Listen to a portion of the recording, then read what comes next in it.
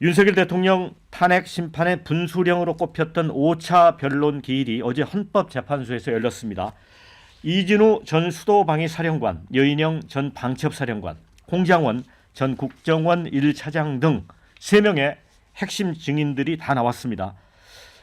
첫 증인은 총을 쏴서라도 끌어내라는 지시를 이행한 혐의로 구속 기소된 이진우 전 사령관이었는데 대통령, 국방장관에게 체포 지시를 받은 사실이 없다고 했고 대부분 증언은 형사 재판이 진행 중이라며 거부했습니다.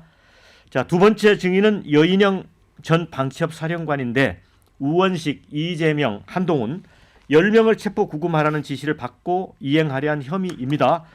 자, 정치인 체포 지시 등 민감한 질문에 직접적 답변하지 않았습니다. 장관에게 지시받은 건 있지만 자신이 한 얘기와 부하들이 각각 지시 전파한 부분이 다르다고 했습니다.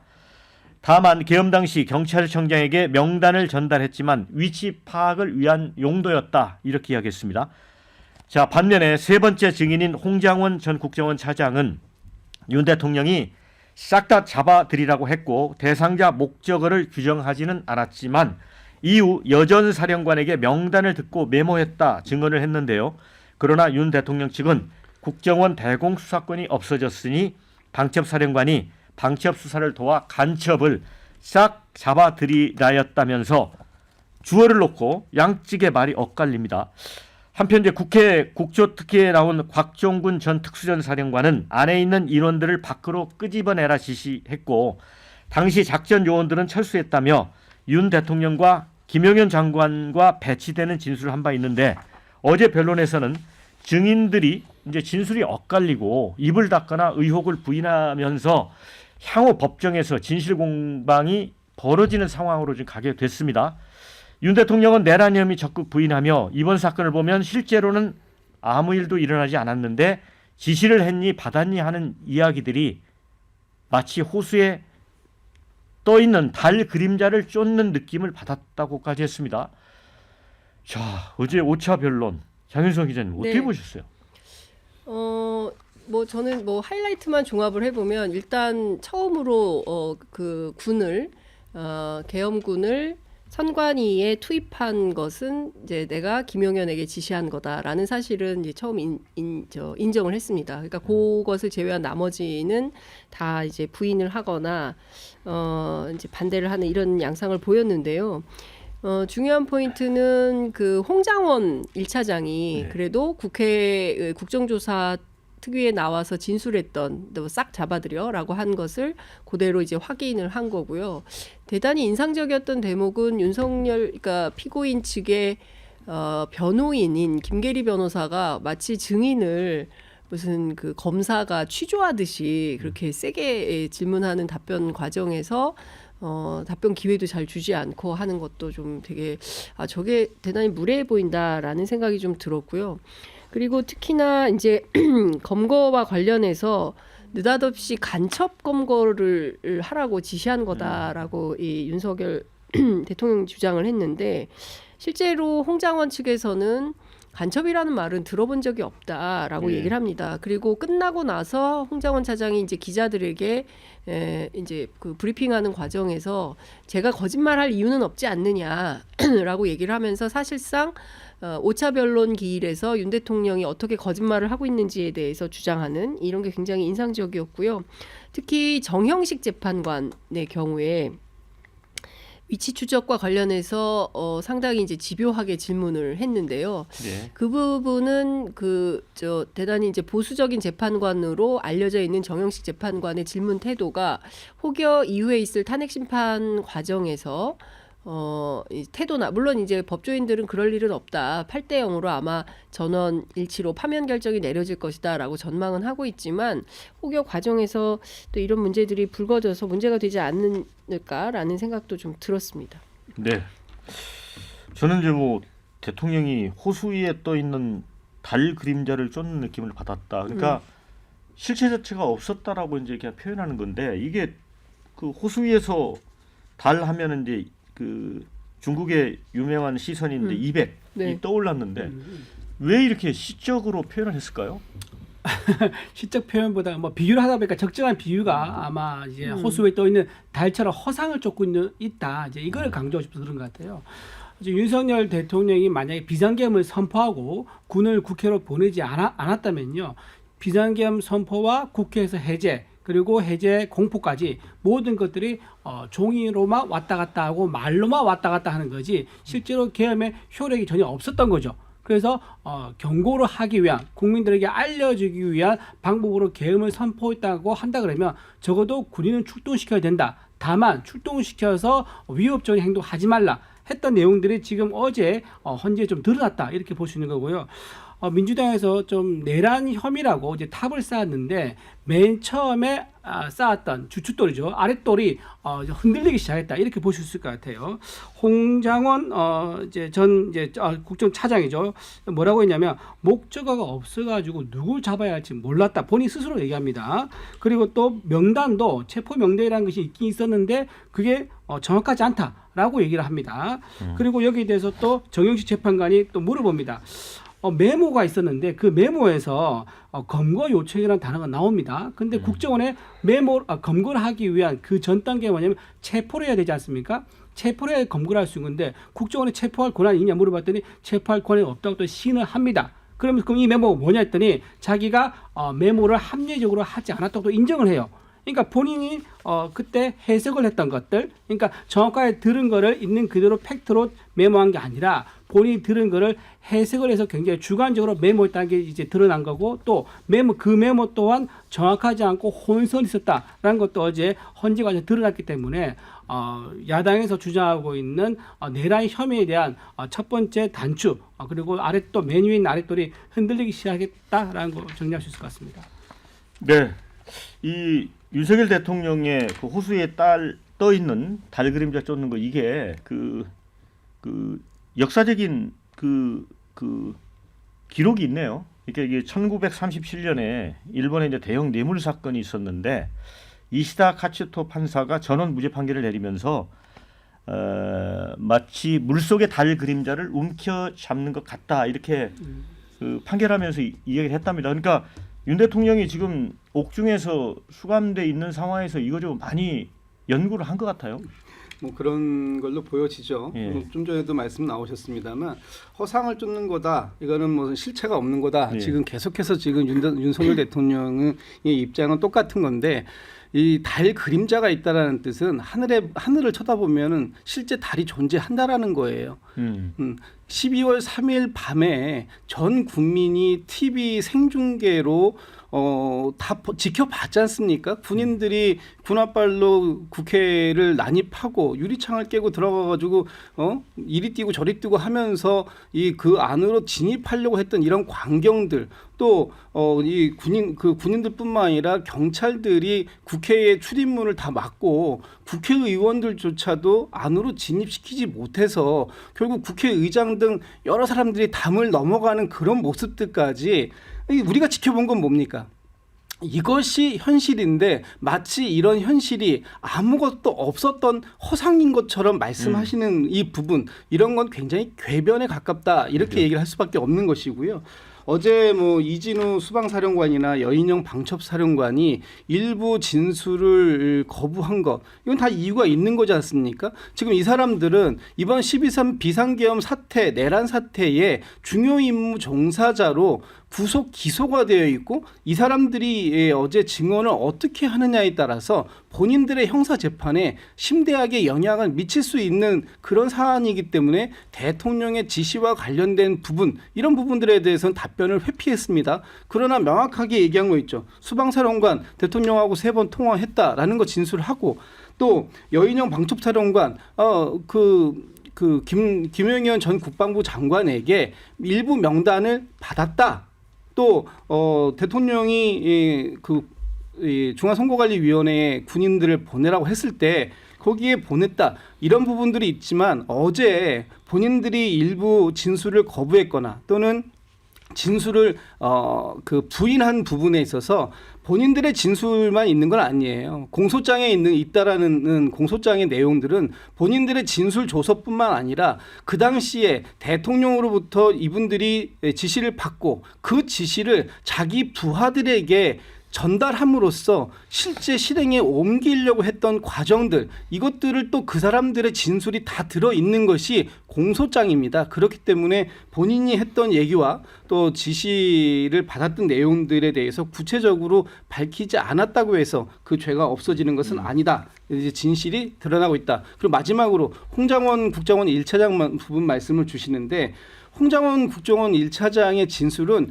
처음에 12월 6일인가요? 그날 국회에 정보위에 나와서 했던 발언부터 어제 대통령 앞에서 했던 발언까지 모든 발언이 일관성이 있고 그 발언에서 변함이 없었습니다. 그런 부분들을 과연 이 헌법재판관들이 어떤 진술의 신뢰성 이런 부분들을 어떻게 평가했을지 좀 봐야 될 필요가 있다라는 거고, 마지막으로 짧게만 말씀드리면 어제 국회에서 국정조사 특위가 있었지 않습니까? 거기에서 곽종근 특전사령관이 나와서 진술하는데 이분의 진술도 굉장히 일관성이 있습니다. 또 이분한테 지시를 받았던 부분들에 대한 다른 부분들도 똑같은 진술이 나와요. 그러면 이분은 왜 대통령과 다른 얘기를 하고 있는가? 또 이분이 허위 증언을 함으로써 얻을 이익이 무엇인가라고 봤을 때 아무것도 없습니다. 그저 본인이 옥중 노트에서 작성했듯이 이번 12.3 비상계엄에 군이 이용당했고 그래서 결과적으로 보면 토사구팽 당했다, 이런 부분들에 대한 심정을 있는 그대로 밝히고 있기 때문에 내일 또 헌법재판소에 곽종근 특전사령관이 증인으로 나서기 때문에 내일 증언까지 다 지켜보면 그러면 이번 전체적인 12.3 비상계엄과 관련된 종합적 진술이 완성될 것이다, 이렇게 보고 있습니다. 신조 부대변인은 어떻게 생각을 해요? 우리 김진욱 대변인이 궤변이라고 주장을 하기도 했고, 또 보면 너는 언론 이제 일을 보면은 이제 부하들의 증언이 쏟아지고 있는데 뭐 아무 일도 없었다 이런 식으로 하는 것 자체가 유체 이탈 화법 아니냐, 어떻게 보세요? 사실 그 어제가 분기점이었죠. 예. 분기점이었는데 그 여인영 방첩사령관이나 그 수방사령관이 그 동안에 뭐 검찰에서 해왔던 진술을 비슷하게라도 이야기했다고 하면은 어제의 헌법재판소 심리는 대통령한테 굉장히 불리해질 수가 있었겠죠. 하지만 그렇지가 않았다라는 겁니다. 그 두 사령관들은 기존에 뭐 검찰에서 어떤 얘기를 했는지는 모르겠습니다. 하지만 중요한 것은 헌법재판소 그 탄핵 심판정에 나와서 한 얘기로만 따져보면은 국헌문란을 하려는 목적을 가진 것이 없었다라는 게 전 드러났다고 봅니다. 그러니까 이 뭐 국회의원들을 끌어내라, 누구를 체포해라, 문짝을 부수고 들어가라, 이런 것들이 비화폰으로 통화를 했기 때문에 녹음이 되어 있는 것도 아니고, 또 그러한 지시사항을 하달할 적에 서류화된 것으로 하달한 것이 아닙니다. 그렇기 때문에 당사자들의 진술에 의존해서 헌법재판관들이 판단을 할 수밖에 없는 것인데, 어제 그 증인 출석을 해서 한 진술들을 종합해 보면은 대통령의 지시가 없었다라는 것 아니겠습니까? 그렇기 때문에 저는 어제를 보면서 이게 탄핵 심리가 생각보다 길어질 수도 있겠다라는 생각을 먼저 했습니다. 그리고 또 동시에 든 생각이, 윤석열 대통령의 그 변호인단을 좀 전면 교체해야 되는 것 아니냐, 이런 생각을 했어요. 그러니까 대통령이 어제 말씀하신 게 선관위에는 군을 투입시킨 게 맞다, 이 얘기를 하신 겁니다. 그런데 내란죄에서 다퉈봐야 될 내란죄 핵심은 뭐냐면 헌법기관의 권능을 발휘하지 못하도록 막는다, 그게 핵심 아니겠습니까? 근데 선관위는 헌법기관이에요. 근데 헌법기관의 권능을 하지 못하도록 막기 위해서 군대를 보냈다라고 비춰질 수가 있는 겁니다. 근데 그 윤석열 대통령이 직접 그런 말씀을 하실 적에 주변의 변호인단은 뭐 하고 있습니까? 자신이 변호해야 될 대상, 자신의 고객이 법정에서 불리한 진술을 하면 그걸 막아야 되는 거 아닙니까? 근데 그걸 막지도 않았어요. 그냥 듣고만 있었습니다. 그러면서 대통령이 하신 말씀이 언론을 통해서 다 알려줬어요. 결과적으로 뭐냐면 대통령이 국회의원들의 정치활동을 금지하려고 했었던 것은 긴가 아닌가, 이것은 따져봐야 될 문제지만 어제로서 드러난 건 뭐냐면 대통령이 헌법기관인 선관위에 군대를 보냈구나, 이거는 명확히 드러난 겁니다. 이렇게 돼버리면 향후 재판 과정에 있어서 내란죄의 고백이 될 수도 있는 것이거든요. 자백을 했다 이렇게 비춰줄 수도 있어요. 근데 그거를 변호인단이 막지도 않고 그대로 듣고만 있었다. 저는 변호인단이 굉장한 그 자격에 문제가 있다고 봅니다. 그러니까 자, 이제 댓글 좀 소개를 해드릴게요. 그 이제 홍장원 국정원 1차장 관련된 의견들을 많이 주셨습니다. 홍장원 1차장이 윤 대통령 측 김 변호사는 잘 팼다 이런 의견 주셨고요. 홍장원이 직접 메모로 적어놓은 게 맞지 말하는 걸 들으면서 적은 건데 이런 의견이 있습니다. 깨끗하게 시인하고 대통령직에서 내려오는 게 그나마 명예로울 텐데 안타깝다 이런 의견. 반면에 홍장원은 대통령과 통화 당시에 누구를 말하냐고 물은 게 아니고 이후 여인형과의 통화하고 혼자 유추한 거 아닌가? 또 민주당이 원하는 그림대로라면 이진우, 여인형이 윤통과 반대 의견 냈어야 하는 건데 애매모호하게 말을 해서 더 복잡해진 것 같다. 자, 홍장원 1차장이랑 윤석열 대통령이 맞짱하는 걸 기대했는데 윤석열 대통령이 피하더군 이런 의견인데 지금 오늘 의견 보니까 3대1이어서 네. 일단 이진우 의원한테 기회를 먼저 드릴게요. 일단 그 메모된 거에 대해서 방금 말씀드렸는데 그 메모에 대해서 홍장원 차장이 본인이 뭐라고 얘기했냐면 어제 나도 잘 못 알아듣겠다. 메모하고 나서 너무 빨리 써서 나도 잘 못 알아보겠다 이렇게 얘기를 했고요. 또 하나 메모에 대해서 정영실 재판관이 물으니까 내가 합리적으로 정확하게 메모하지 않았다는 것을 또 인정을 했습니다. 그래서 그 메모했던 그 내용이 팩트인 것과 전혀 별개다. 진실과 별개라는 걸 말씀을 드리고요. 그 지금 이 그 윤석열 대통령이 어제 홍장원 차장한테 이렇게 이제 물어봅니다. 메모가 메모가 이제 12월 6일 날 박선원 민주당 의원한테 넘어가면서 내란이라는 혐의, 내란이라는 프레임이 작동하기 시작했다라고 얘기를 합니다. 아까 말한 그 메모가 아까 정확하게 메모가 되지 않았다. 그리고 나도 정확하게 쓰지 않았다라고 인정한 그 메모입니다. 그러고 나서 나온 얘기가 그날 이제 홍장원 차장이 국정원에서 해임이 됩니다. 그러니까 홍장원 차장 입장에서는요, 자기가 왜곡하거나 또는 불리하게 대통령한테 불리하게 진술할 동기가 있는 거죠. 그날 해임을 당하고 나서 내란 혐의에 대한 보도기사가 나오니까 여기에 대해서 이진욱 수방사령관이 그렇게 얘기한 겁니다. 대통령으로부터 누구 체포하는 짓이 있었느냐? 이거 없다라고 한 거예요. 없다는 것과 있다는 것. 근데 있다는 주장에서는 본인이 해임됐기 때문에 허위를 진술할 동기가 있다는 것. 이걸 같이 봐야 됩니다. 그리고 하나 더 마지막 말씀드리면 곽정근 사령관 있지 않습니까? 네. 그분이 유튜브에 나갔지 않습니까? 네. 유튜브에 나가서 맨 처음에 얘기합니다. 그때 김명주 의원이 유튜브에 나가서 이렇게 얘기를 합니다. 그 체포 얘기를 하는데 요원들을 끌어내라 이렇게 얘기를 하는데 그 옆에 있던 갑자기 국정원 출신의 박선원 의원이 국회의원을 말하냐 이렇게 되물어요. 그러고 나서 김병주 의원이 본회의 자리에 있던 국회의원들을 끌어내라 말이냐라고 다시 재촉을 하고 정정을 합니다. 그랬더니 마지못해서 곽종훈 사령관이 네라고 얘기해요. 그러니까 본인은 요원이라 했고 옆에 있던 2명의 민주당 의원이 국회의원이라고 정정을 2번씩 합니다. 그러고 나서 의원으로 바뀐 거거든요. 그러니까 이거에 대한 실체도 정확하게 본인 생각을 한 건지 유도돼 가지고 허위로 답변한 건지 이것도 따져봐야 된다 말씀드립니다. 네, 자 장윤선 기자께는 네. 어차피 이준우 대변인이 곽종근 전 특수형 사령관 이분이 사실은 이제 윤 대통령 반대쪽에서 가장 주장을 많이 하시는 분이잖아요. 근데 이제 그 양심 선언이 아닌 것처럼 이제 얘기를 하고 있잖아요. 근데 어제 이게 이제 국조특위 2차 청문회에서도 이분이 나와서 이제 논란이 됐어요. 임종덕 국민의힘 의원이 김병주 민주당 의원 유튜브에 나와서 회유에 의해서 이 양심 선언처럼 한 거다. 근데 이제 곽 전 사령관은 내 의지에 따라 이야기한 거다 분명히 네. 이야기했고요. 그러면서 이제 임 의원이 회유당했다는 제보가 있다라고까지 주장을 했거든요. 네. 이거 아니, 포함해서. 그러니까 뭐 좀 종합해서 말씀을 드리면 간략하게 일단은 아까 이제 이진우 대변인께서 말씀하신 그 맥락이 어제 그 피고인 윤석열 전략하고 같아요. 똑같은 맥락의 얘기를 했는데요. 하나하나 좀 설명드리겠습니다. 일단 그 체포 명단 14명에서 16명을 받은 사람은 저 조지호 경찰청장도 같은 명단을 했죠. 받았어요. 네. 그리고 그 밤에 깜깜한 데서 받아 적다 보니까 내가 휘갈겼어서 보좌관을 통해서 정서를 해보라고 시킨 거지 이 사실 자체가 팩트가 아니라는 얘기를 한 게 아닙니다. 그러니까 맥락을 전반을 좀 설명을 드리면 받아 적은 게 그 밤에 부른 대로 받아 적은 게 맞고 목적어가 없다 이렇게 주장하는 것은 컨텍스트에 맞지 않는다. 이제 이런 말씀을 좀 드릴 수 밖에 없고요.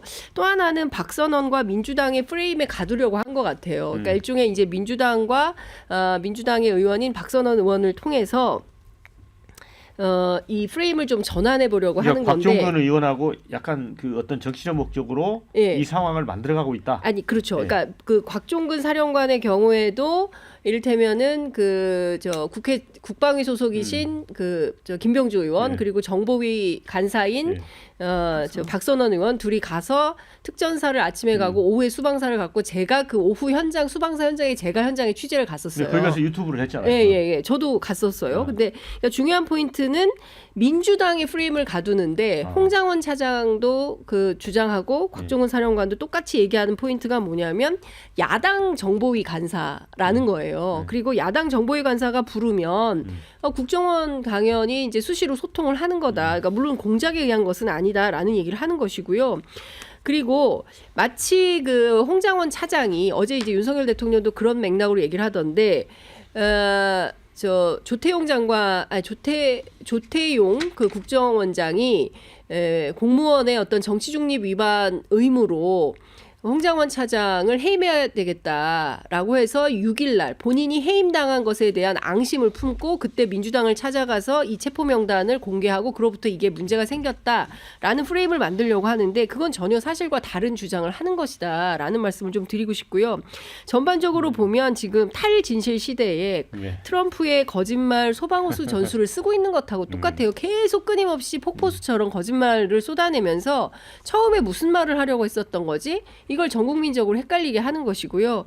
큰 틀에서 보면 거짓말의 바벨탑을 쌓고 있는 거다. 이런 생각을 안 할 수가 없고 큰 틀에서 보면 홍장원 차장에 대해서 일종의 메신저를 공격하는 방법을 다시 쓰고 있는 겁니다. 예컨대 뭐 대북 공작금 100억을 횡령했다거나 네. 홍콩에 뭐 700만 달러 부동산이 있다거나 어제 그 현장에서도 홍장원 차장이 그 얘기했어요. 그 말씀 잘 꺼냈다. 이거 새빨간 거짓말이다. 이렇게 얘기를 합니다. 근데 저는 늘 그랬어요. 무슨 문제가 터지면 메신저를 공격하고 거짓말을 거짓말로 덮고 사건을 사건으로 덮으면서 지금 무슨 맥락으로 얘기를 하는 것인지를 모르게 만드는 이런 방식이 대단히 잘못됐다는 말씀 좀 드립니다. 어제 이제 헌재 심판 과정에서도 헌법재판관이 이제 홍장원 전 차장을 상대로 여러 가지 이제 메모에 대해서 계속 뭐 추궁하듯이 이렇게 질문을 하더라고요. 그런데 이제 홍장원 차장이 그때 급박한 상황이었기 때문에 뭐 여러 가지 좀 헷갈리는 부분이 있다라고 했는데 이분이 이제 한겨레 신문 인터뷰에서는 처음에 윤 대통령한테 한동훈 체포를 지시받다고 했다가 그 다음 날 KBS에는 또 여인영 방첩 사령관에게 받았다고 이제 말을 좀 정정을 하면서 논란이 좀 커진 측면이 있는 것 같아요. 네. 뭐 제가 말씀을 예, 좀 먼저 예. 드릴까요? 그 홍장원 전 국정원 1차장이 이번 12.3 비상계엄이 어떤 성격이었는가를 가장 먼저 얘기한 사람이고 또 지금까지 가장 많은 신뢰성 있는 얘기를 했기 때문에 홍장원 전 국정원 1차장에 대한 메신저 공격 또 그것을 통해서 흔들고 이 진술들이 다 오염된 진술들이다라는 쪽으로 프레임을 가두기 위한 국민의힘과 윤석열 전 대통령 측의 공격들이 지금 어느 정도 들어가고 있는데 어제 윤석열 대통령이 이런 말씀하시더라고요. 왜 홍장원 국정원 1차장하고 통화했는가? 자기는 조태용 국정원장이 외국으로 출장 간 줄 알았다라고 했는데 근데 국무회의에 가니까 조태용 외교부장 아니 저기 그 나타났다고 국정원장이 있더라. 오더라. 그래서 당신한테 그러면서 하는 얘기가 내가 뭔가 국정원에 지시할 게 있었으면 국정원장에게 하지 1차장에게 전화할 일이 없다라고 했는데 실제 그날 밤에 10시 35분인가요? 그때 저기 홍장원 1차장에게 전화를 합니다. 그 전화를 한 목적이 이 계엄과 관련된 것이 아니라 단순히 격려 차원이고 간첩을 잡아들이라 이런 표현을 했다고 하는데 앞뒤가 안 맞아요. 아니 국정원을 격려할 거면 국정원장에게 전화해서 격려하는 것이 맞지 않습니까? 그런데 평상시에 전화도 안 하던 1차장에게 전화를 해서 느닷없이 전화해서 계엄 상황 중에 격려하려고 전화했다? 싹 다 잡아들이라는 건 간첩을 얘기한 거다? 아니 우리나라 국회의원들은 언제는 요원으로도 변하고 언제는 간첩으로도 변할 수 있는 존재들입니까? 이거 누굴 잡아들이라고 한 거예요? 어쨌든 그런 얘기가 있었다라는 것은 분명한 사실이다. 이런 부분을 말씀드리는 거죠. 네, 댓글에 홍장원은 야권의 의인이 됐는데 메모 얘기로 신뢰성 흠이 갈까? 이런 의견도 있고요. 홍장원 말은 내용이 자꾸 바뀐다. 이런 의견도 주셨습니다. 그리고 검찰 공소장에 나온 게 거짓이라는 건가? 이런 얘기. 거짓말 계속하면 본인도 무슨 말 하고 있는지 모를 것 같다. 거짓말은 결국 탄론하겠지. 지금은 양쪽이 다 갈리는데 이 말은 무슨 말인지 좀 모르겠습니다.